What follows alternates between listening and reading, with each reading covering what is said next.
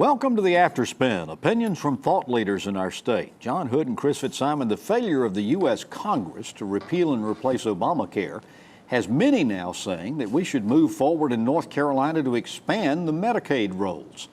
We're told some 500,000 could be added through that expansion. Tell us why you favor or oppose Medicaid expansion in our state. John, I'll start with you. Medicaid was too expensive and too expansive before the Affordable Care Act was ever passed. It was foolish to expand Medicaid in the first place.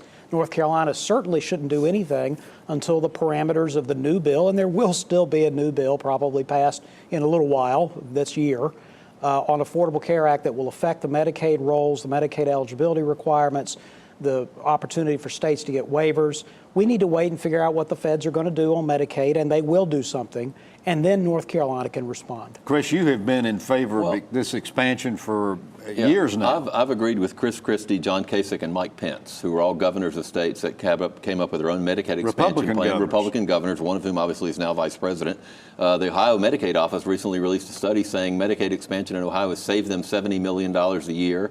I think because of those governors and some others around the state, whatever happens to the health care law under the Republican Congress and the Trump administration will protect those states. We'll give them additional resources. North Carolina is about to lose out on it unless we figure out a way to expand it. Number one, I should say, Kansas, the legislature just voted overwhelmingly Republican legislature. Governor Brownback vetoed it. They had an overwhelming majority there. Maine is having a referendum in November about whether or not to expand it. So there are states that are still moving forward with it. We've almost missed the boat. We still have a chance. Help me understand how Ohio says it saved them $70 million.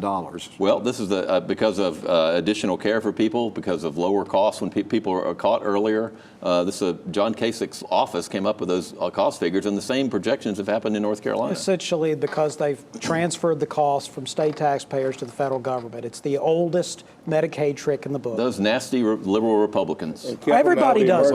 Everybody does it. All right. Well, thank you for watching the Afterspin. We'll have more video all during the week on ncspin.com.